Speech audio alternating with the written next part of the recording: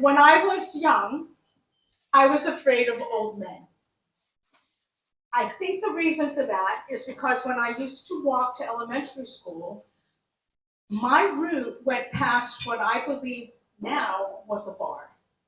And there were always these old men hanging out in front of the bar trying to engage me in conversation, which I never did. But this one man was so intent on getting me to talk to him that he hunkered down and started rolling quarters at me, saying, little girl, do you want some money? And that really freaked me out. And it became this nightmare.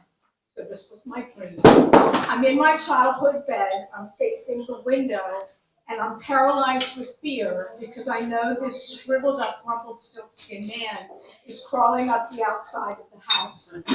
He's going to come in the window, and when he does, he's going to get me. Now, I don't know how it happened in the dream, but somehow I vanquished him. And his head got severed from his body, and it rolled under our kitchen table. And no one could see it but me. And it would talk to me in this really raspy, devilly voice. It would say, I'm growing back, I'm coming back, and when I do, I'm going to get you. So this is where I like to say, as a reminder, that my last name is Angst, the German word for fear. And I can't think of any more perfect embodiment of angst than a head under the kitchen table that no one can see but you. And that's not the end of the story. That nightmare came back to haunt me years later when I was in college. It was the summer before my senior year, and my best friend and I decided that we would be cool, we would stay in town, we would get summer jobs, we wouldn't go home that summer. So we ended up renting rooms in a big house with a bunch of girls we did not know. And the problem was the house itself.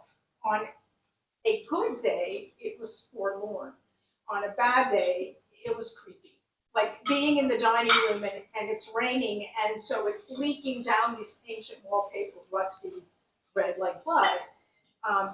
One time I'm sitting in my friend's room, and the door that I think is to the closet opens and another girl comes out. And I realized and learned that there's a girl living in the unfinished attic, sleeping on a mattress, clearly not paying rent. So we will call her Crazy Squatter Girl. And that's the stuff you could explain. The stuff you couldn't explain was like sitting in the living room and hearing footsteps come up the basement steps, and then you open the door and there's no one there. And I started to not be able to sleep. And I mentioned it to my friend, and she said, no, I can't sleep either. Something's not right in this house. So we started to talk to the other girls. And all these stories start pouring out, right? Everyone's hearing the footsteps. The lights are going on and off. Appliances are going on in rooms where there's no one.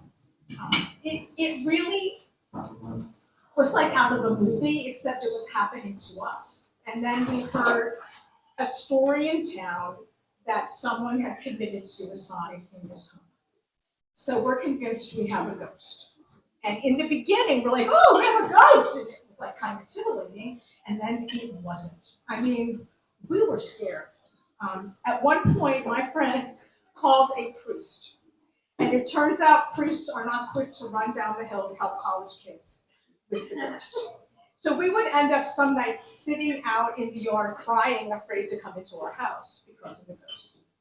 And we were on our own. We didn't know what to do. So we decided the only thing we could do would be to cleanse the house. So we did that whole chanting, incense, sage, quartz thing to cleanse the house. And a kind of peace descended for about 2 weeks until one weekend. Everybody was away except two of us. And we're just sitting in the living room hanging out. And we start hearing footsteps above us. I mean, distinct walking back and forth. And we know there's no one here. And we're like, no, we're done with the ghost, right? And then, an hour into this, I go stomping up the steps. I don't know what I thought I was going to do to the ghost, but I just had had enough. But by the time I got to the top and on the landing, I smelled freshly lit cigarette smoke. And I turned to yell to my friend, there's someone in the house. And in that moment, that stupid door to the closet opened and a man came out. And I screamed.